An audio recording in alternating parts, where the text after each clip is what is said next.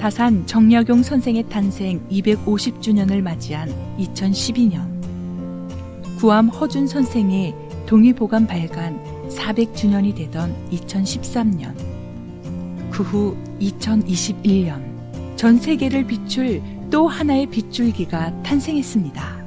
바로 우리나라 최초의 가톨릭 사제이자 한국 성직자들의 수호자 안드레아 김대건 신부.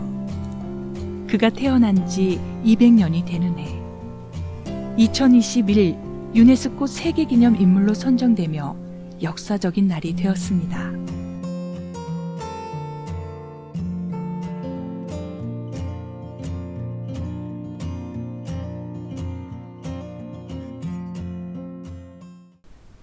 천주교 사상 역사적 의미가 담겨 있고 국내외 순례자들의 발자취가 끊이지 않는 곳, 바로 솔메 성지입니다. 2014년 프란치스코 교황까지 방문하며 순례자들의 성지 순례지가 되어버린 솔메 성지는 소나무 솔, 산매가 합쳐진 말로 만평에 이르는 소나무 군락지에는 200년, 300년 된 오래된 노송들이 성 김대건 안드리의 신부님과 집안 순교자들의 신앙을 대변해주고 있습니다. 솔메 성지는 2014년 프란치스코 교황의 방문으로 한국 가톨릭사에는 기념적인 공간이 되어 전국에서 천주교 순례자나 여행자들이 많이 찾는 곳입니다.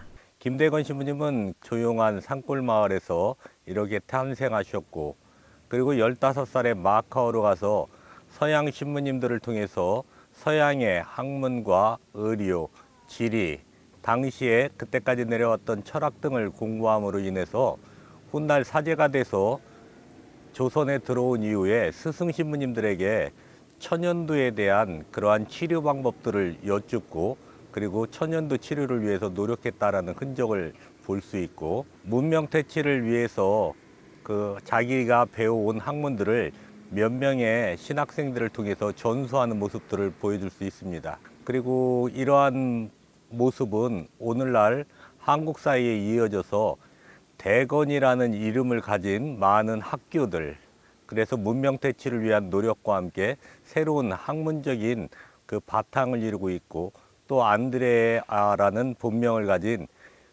병원들, 그리고 그러한 이름을 또다시 갖고 있는 사람들을 통해서 어떤 의료사업에 종사하는 모습을 통해서 그의 정신은 계속해서 퍼져 있다라고 이렇게 볼 수 있습니다. 유네스코 인물에 선정됨으로 인해서 이제 종교를 넘어 세계적으로 모든 사람에게서 추앙받는 또 하나의 인물로, 또 하나의 인권의 선두자로 이렇게 지명됨으로 인해서 우리나라의 어떤 한 인물이 전 세계적으로 이렇게 알려지는 그러한 계기가 되었죠. 바로 그것은 우리나라의 국격과 또 품격을 높이는 그러한 일에 크게 이바지한 또 하나의 모습이라고 생각이 듭니다. 한국 천주교사에 큰 업적을 남긴 김대건. 과연 유년 시절, 청년 시절의 김대건은 어떤 인물이었을까요?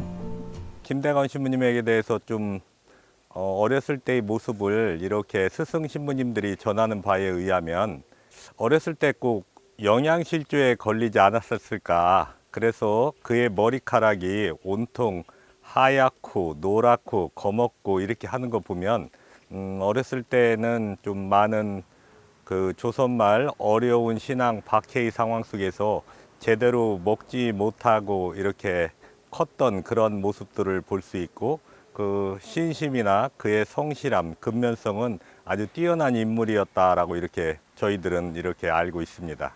청년 김대건의 모습은 아주 이제 새롭게 변화됩니다. 근 10년 동안의 사제 수업을 받게 되는데 15살의 나이에 이곳 조선을 떠나서 마카오 땅까지 6개월에 걸쳐서 걸어갔고, 그래서 서양의 모든 그런 과학과 또 흥미로운 항해술, 지식 이런 것들을 다양하게 섭렵할 수 있었고, 또 많은 이 문화적인 어떤 체험들을, 또 새로운 것에 대한 모습을 당시 조선인으로서는 가장 많이 본 사람들이 아닌가. 조선 민족에 대한 측은지심이라는 이 모습을 많이 갖고 있었습니다.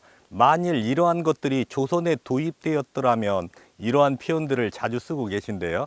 그러한 모습으로 봐서 민족에 대한 사랑을 표현했고, 그러한 자신이 배운 사상과 지식들을 사람들과 함께 나누기 위해서 노력했던 하나의 열정가로 용기 있는 젊은이의 모습으로 대범하게 모든 것을 수용했던 인물로 이렇게 그의 젊은 시절은 표현될 수 있다 하겠습니다. 이렇게 한국 천주교 문화의 요람이 된 당진은 자연스럽게 순교자들의 길이 생겨났고 서양 선교사들의 입국 로이자 주 활동 무대가 되었는데요. 그중 버그네 순례길은 솔매 성지를 출발해 버그네 시장과 합덕성당, 합덕제를 지나 원시장 우물터와 무명 순교자의 묘역을 거쳐 신리성지까지 13.3km 코스로 조성돼 있습니다. 이곳 솔매성지는 한국 최초의 사제 김대건 안드레아 신부님의 탄생지입니다. 그래서 이곳에서 예전부터 많은 분들이 기도하셨고 또 순례에 오셨는데 그 순례를 더 잘하기 위해서 2004년에 이렇게 도와 충청남도의 지원을 받아 대전교구는 김대건 신부 기념관을 이렇게 만들게 되었습니다. 김대건 신부 기념관은 보시는 것처럼 라파엘호를 형상하고 있습니다. 라파엘호는 김대건 신부가 한국에서 구하고 상해로 갔던 그 배고 또 그 배를 타고 다시 조선으로 입국했던 그 배입니다. 김대건 신부 기념관을 처음 오시게 되면 만나는 거는 김대건 신부의 초상들입니다.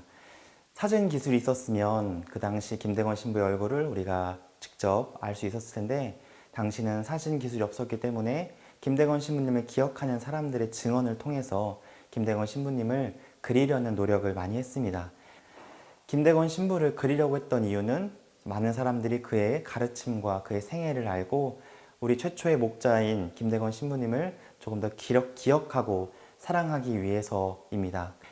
타키성 비오 화백께서 김대건 신부님에 관한 이 생애도를 그리셨는데 총 26점으로 김대건 신부님의 탄생부터 죽음 그리고 10억 되는 영광의 순간까지 이렇게 한 작품으로 그리셨습니다.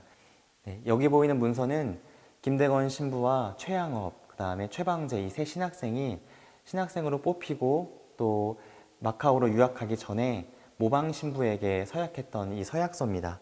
이 서약서에는 김대건의 출생을 면천골 솔매 김안드레아라고 적고 있습니다.